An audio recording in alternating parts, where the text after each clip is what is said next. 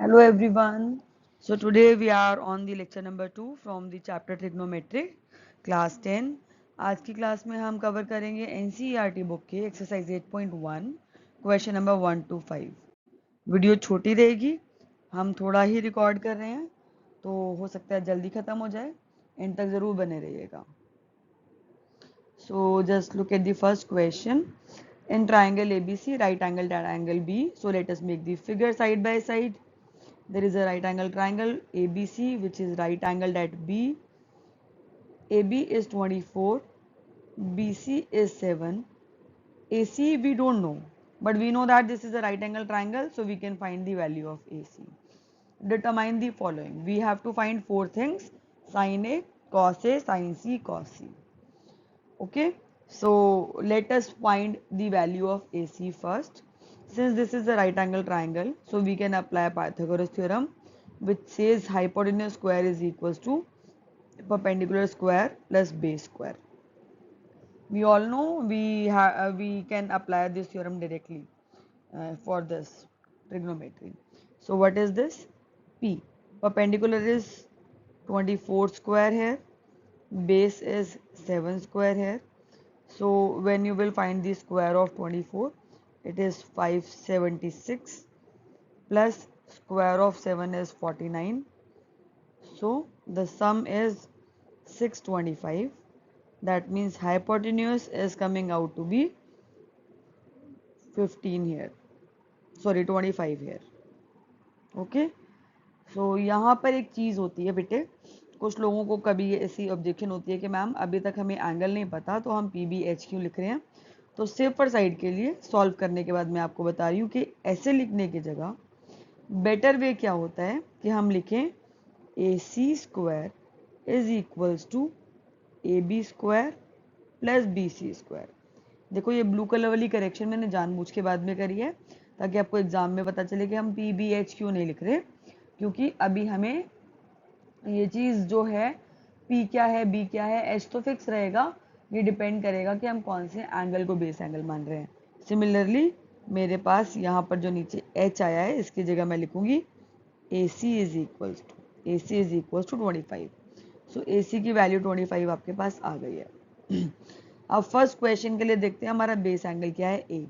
तो first part के लिए बेस एंगल थीटा है, यहाँ पे बेस एंगल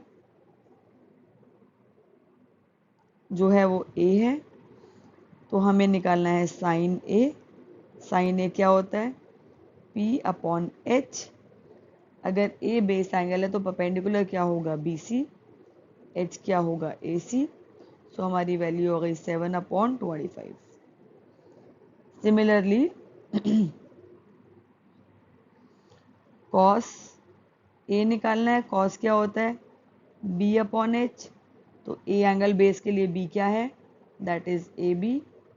H क्या है AC. सो ये आ गया 24/25. बट अगर मैं बेस एंगल को, ये मेरा फर्स्ट पार्ट कंप्लीट हो गया. सेकेंड पार्ट में अगर मैं बेस एंगल को C ले रही हूँ, अगर मैं बेस एंगल को C ले रही हूँ तो अब मेरे पास ये बेस एंगल है, तो मेरे परपेंडिकुलर एंड हाइपोटेन्यूज दोनों चेंज हो जाएंगे, इंटरचेंज हो जाएंगे. अब मुझे निकालना है साइन C. साइन C क्या होगा C P अपॉन H होता है, P अपॉन H. C के लिए परपेंडिकुलर क्या है AB अपॉन AC है. So that is 24/25. और फिर मुझे निकालना है कॉस C. इसके लिए B अपॉन H होता है फॉर्मूला. बेस क्या है BC upon AC which is equals to 7/25. ये एक तरीका है जो यूजुअली बच्चे फॉलो करते हैं. अब ये सब करने के बाद मैं आपको यहाँ पे कुछ चीज़ें बताना चाहती हूँ जिन चीज़ों को आप एग्जाम में ध्यान रखें ताकि आपके मार्क्स कटने की कोई गुंजाइश ही ना रहे. अब देखो जब वापस आ जाते हैं, now I will write with white colour. वापस आ जाते हैं जहाँ मैंने लिखा बेस एंगल A. जब मैं बोल रही हूँ कि बेस एंगल A है, मुझे यहीं पर ये चीज़ मेंशन अगर मैं कर देती हूँ कि अगर बेस एंगल A है तो परपेंडिकुलर क्या होगा BC होगा, बेस क्या होगा AB होगा, और हाइपोटेन्यूज क्या होगा AC होगा. BC की वैल्यू 7 है, AB की वैल्यू 24 है, इसकी वैल्यू 25 है. इसके कोई एक्स्ट्रा मार्क्स आपको नहीं मिलने, लेकिन मार्क्स कटने की कोई गुंजाइश ही नहीं रहेगी अगर आप यहीं पे ये चीज़ मेंशन कर देते हैं। तो सिमिलरली अगर मैं बेस एंगल सी की बात करूं, अगर मैं बोल रही हूँ सी मेरा बेस एंगल है, तो मेरे लिए परपेंडिकुलर क्या बन जाएगा, ए बी। मेरे लिए बेस क्या बन जाएगा, बी सी। मेरे लिए हाइपोटेन्यूज क्या बन जाएगा, ए सी। और ए बी की वैल्यू क्या है, ये आप लिख दीजिए 24। ए सी की वैल्यू क्या है, बी सी की वैल्यू क्या है, that is 7। And what is A C, A C is 25। So it's better that you write these values over there only, ताकि आपके मार्क्स कटने का कोई स्कोप ही ना बचे। Moving to next question. हाँ जी, इस क्वेश्चन में भी सेम चीज़ है, आपको क्यू आर की वैल्यू नहीं पता, तो हमारा पहला टारगेट रहेगा कि हम क्यू आर की वैल्यू निकालें। फिर ए टैन जो है वो पी एंड कॉट जो है वो आर के रिस्पेक्ट में हमें कैलकुलेट करना है, यानी हमारे दोनों जगह बेस एंगल्स चेंज हो रहे हैं, ये पी के रिस्पेक्ट में है और जो हमारे पास कॉट है वो आर के रिस्पेक्ट में है। सो इस चीज़ का ध्यान रखना है। बट सबसे पहले हमें क्या निकालना होगा, क्यू आर निकालना होगा। So by Pythagoras theorem, same question है, सिमिलर टाइप का। हमारे पास क्या होगा, P R square is equals to P Q square plus Q R square, ये होगा। तो पी आर स्क्वायर की वैल्यू डाल दीजिए, पी क्यू स्क्वायर की वैल्यू आपको पता है, क्यू आर हमें निकालना है। ये होता है 169, ये होता है 144, ये होता है क्यू आर। जब आप इसको सॉल्व करेंगे आपको क्यू आर की वैल्यू मिलेगी 5। 9th क्लास में 10th क्लास में हैं आप, तो आप एक आधा स्टेप मिस कर सकते हैं इस वाले चीज़ के लिए, ठीक है।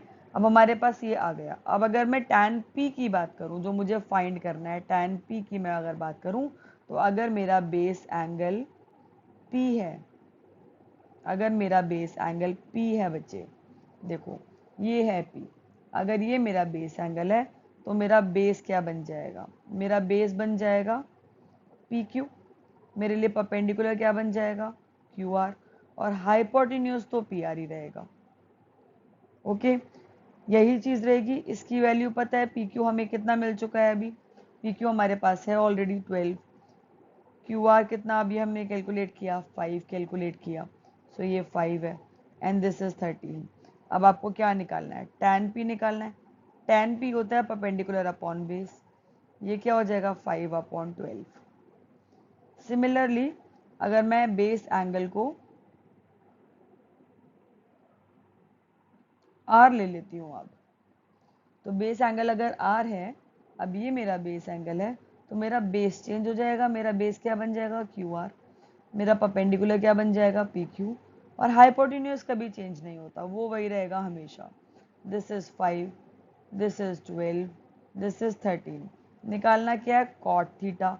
कॉट क्या होता है, B/P। बेस कितना है यहाँ पे, 5/12। अब आपके पास tan P की वैल्यू आ चुकी है, कॉट R की वैल्यू भी आ चुकी है।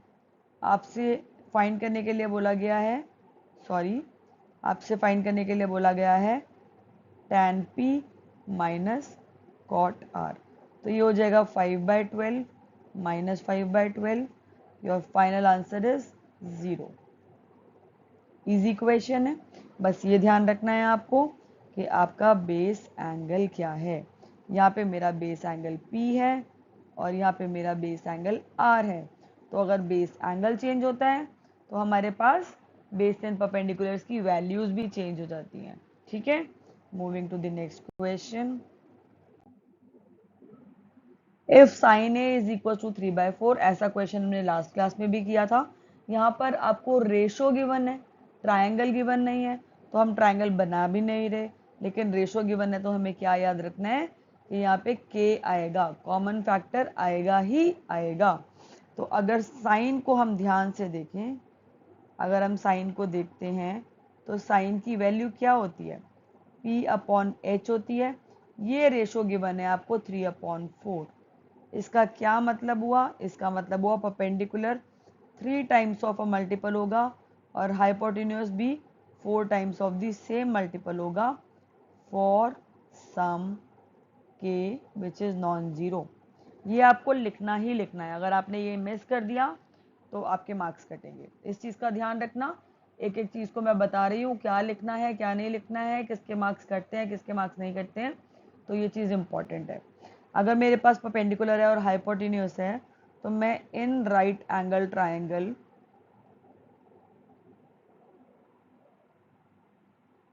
पाइथागोरस थ्योरम लगा सकती हूँ। अगर मैं पाइथागोरस थ्योरम लगाती हूँ तो एच स्क्वायर की वैल्यू क्या हो जाएगी, P square plus B square. इसको सॉल्व कीजिए आप। एच स्क्वायर क्या है, 4k स्क्वायर। अच्छा, यहाँ पे जो एक कॉमन मिस्टेक होती है वो मैं बताना चाहती हूँ सॉल्व करने के साथ साथ। 3 और 4 देख के बच्चे अपने आप समझ लेते हैं कि थर्ड ट्रिपलेट 5 ही होगा, बट ध्यान रखना यहाँ पे हाइपोटेन्यूस 4 गिवन है। In that case hypotenuse has to be 5, तो परपेंडिकुलर या बेस में से एक साइड जो है वो 4 होती है। यहाँ पर ऐसा नहीं होगा। 3 4 कहाँ पर है ये भी देख लीजिए। तो मेरे पास बेस की वैल्यू यहाँ पर 5 नहीं आने वाली, बेस कभी भी 5 नहीं हो सकता इन सच केसेस, क्योंकि हाइपोटेन्यूस क्या होती है, लॉन्गेस्ट साइड होती है। ठीक है, तो ये माइनस कर कर आया 7k स्क्वायर बी स्क्वायर की वैल्यू, तो बेस की वैल्यू हमारे पास क्या आ गई, √7k। बेस की वैल्यू हमें मिल गई √7k। अब हमें जो निकालना है हम निकाल लेते हैं। हमें बोला गया कॉस ए निकालिए। कॉस क्या होता है, b/h। b क्या है, √7k। h क्या है, 4k। k से k कैंसिल हो गया, तो ये वैल्यू आ गई √7/4। फिर हमें क्या बोला गया है, tan निकालने के लिए बोला गया है। tan with respect to A, tan A क्या होता है, परपेंडिकुलर अपॉन बेस। परपेंडिकुलर कितना है, 3k। बेस कितना है, √7k। के से फिर के कैंसिल हो गया। क्यों कैंसिल हो गया, क्योंकि के नॉन जीरो था। तो ये मेरे पास आंसर आ गया। कॉस की वैल्यू मिल गई, टैन की वैल्यू मिल गई। ऐसे लिखेंगे तो पूरे नंबर, कुछ भी चीज़ मिस करी तो मार्क्स नहीं मिलेंगे। ऐसा मत सोचना कि मन में कैलकुलेट कर लेंगे पीबीएच में से जो भी चीज़ मिसिंग है और मार्क्स मिल जाएंगे। नहीं, आपको करके दिखाना है। सब्जेक्टिव क्वेश्चन है तो ये 2 नंबर का आएगा कम से कम, ये आपको लिखना है। Moving to the next question now. Similar question हमने लास्ट टाइम किया है, तो ज़रा क्विकली इस क्वेश्चन को हम देख लेते हैं। यहाँ पे क्या है, 15 गिवन है कॉट ए के साथ इज इक्वल्स टू 8। तो ये 15 यहाँ से मल्टीप्लाई हो रहा है कॉट ए के साथ, तो इसको वहाँ ले जाएंगे तो मेरे पास क्या आ जाएगा, cot A is equals to 8/15। Again कोई पर्टिकुलर ट्राइंगल नहीं है, ये रेशो है, तो इसका मतलब क्या हुआ, इसको हम लिखते हैं b/p। अगर मैं कंपेयर करूँ तो मेरे पास बेस की वैल्यू क्या आ गई, 8k। परपेंडिकुलर की वैल्यू क्या आ गई, 15k। और मैं by Pythagoras theorem H square की वैल्यू निकाल सकती हूँ, जो कि होती है P square plus B square. तो जब मैं वैल्यू फाइंड करूँगी एच स्क्वायर तो वो आएगा, ओके पहले p लिखा है तो p की ही वैल्यू डाल देते हैं। वैसे एडिशन कॉम्यूटेटिव होती है तो फ़र्क नहीं पड़ता, बट इतनी भी गलती क्यों करें। तो 15 का स्क्वायर होता है 225 के स्क्वायर, 8 का स्क्वायर होता है 64 के स्क्वायर, ऐड करोगे तो आएगा 289 के स्क्वायर। तो h की वैल्यू आपके पास आ गई 17k। आई होप ये स्क्वायर्स आपको याद होंगे। अगर याद नहीं है तो आपको स्क्वायर रूट्स निकालना सीखना पड़ेगा, जो आपने सीखा भी है पहले। नहीं भी आता तो बता देना कमेंट बॉक्स में, I will tell you how to find the square roots. Okay, शर्माना नहीं है कोई भी डाउट पूछने में, आज पूछ लो ताकि एग्जाम के टाइम पे ना पूछना पड़े। ठीक है, अब मेरे पास एच आ गया। अब क्या निकालना है, साइन ए निकालना है। एंगल्स चेंज नहीं हो रहे तो हमें चिंता नहीं है किसी भी चीज़ की, बेस एंगल सेम है दोनों चीज़ों के लिए। साइन क्या होता है, p/h। p कितना है हमारे पास, 15k। h कितना है, 17k। वैल्यू क्या आ गई, 15/17। नेक्स्ट हमें निकालना है सीकेंट। सीकेंट क्या होता है, कॉस का रेसिप्रोकल। कॉस क्या होता है, b/h। तो सीकेंट क्या हो गया, h/b। h कितना है, 17k। बेस कितना है, 8k। k से k कैंसिल, 17/8। आई होप ये क्लियर होगा आपको। यहाँ थोड़ा सा आउट ऑफ द बॉक्स जा रही हूँ मैं, थोड़ी सी एक चीज़ आपसे डिस्कस करना चाहती हूँ। अगर आप ध्यान दे रहे हैं, ध्यान से देख रहे हैं, तो साइन की वैल्यू और कॉस की वैल्यू जहाँ पे भी आप सॉल्व कर रहे हैं, लेस देन या लेस देन 1 या इक्वल टू 1 आएगी, 1 से बड़ी नहीं आएगी, ये चीज़ ध्यान रखना। इससे रिलेटेड एक प्रॉपर्टी भी है, वो हम करेंगे आने वाली क्लासेस में। Let's move to the last question for the day. 5th question पर आ गए हम। ऑल अदर टी रेशोज निकालनी है। We will just start. ये क्वेश्चन आपको मैं होमवर्क की तरह दूंगी, आप कंप्लीट कीजिए। कोई डाउट है तो चैट बॉक्स में मुझसे पूछ लीजिए। यहाँ पर हमें सीकेंट गिवन है। सीकेंट गिवन है। सीकेंट क्या होता है? सीकेंट होता है कॉस का रेसिप्रोकल। कॉस क्या होता है? B upon H. तो सीकेंट क्या हो गया? H upon B. H upon B की वैल्यू गिवन है 13/12। इसका क्या मतलब हुआ? एच क्या हो जाएगा? 13 के। बेस क्या हो जाएगा? 12 के। फॉर सम के विच इज नॉन जीरो। अगर मैं बाय पाइथागोरस थ्योरम यहाँ पे अप्लाई करूँ तो मेरे पास आएगा H square is equal to P square plus B square. H square यानी 13 के का स्क्वायर। पी स्क्वायर नहीं पता हमें, तो P square as it is. B square क्या है? 12 के स्क्वायर। 13 स्क्वायर इज 169 के स्क्वायर। ये आपको याद होगा, नहीं याद तो याद कर लीजिए, टाइम बचेगा आपका एग्जाम में। मैं नहीं कह रही याद करना मैंडेटरी है, बट अगर याद कर लेंगे तो आपका कैलकुलेशन का टाइम थोड़ा सा बच जाएगा बेटा। 25 के स्क्वायर बचा, तो यहाँ से आपके पास पी की वैल्यू आ गई 5 के। पी की वैल्यू 5 के आ गई। अब उसने आपसे जो मर्जी पूछा हो, साइन साइन थीटा, यहाँ पर ए नहीं है, ट्रायंगल का नाम नहीं लिखा हुआ, तो यहाँ पर बेस एंगल को थीटा ले रहे हैं। साइन पूछा है, कॉस पूछा है, टैन पूछा है, बता दो भाई कौन सी बहुत बड़ी बात है। कॉसेक पूछा है, वो साइन के साथ ही लिख रही हूँ मैं, उसका रेसिप्रोकल होगा। सीकेंट तो गिवन था। कॉट पूछा है, जो पूछा है बता दो, बहुत आसान है। साइन क्या होता है? P upon H. P upon H क्या हो गया? 5 के अपॉन एच कितना है? 13 के। कैंसिल कर कर आ गया 5/13। कॉस क्या होता है? B upon H. ये क्या हो जाएगा? 12 के अपॉन 13 के। ये आ गया 12/13।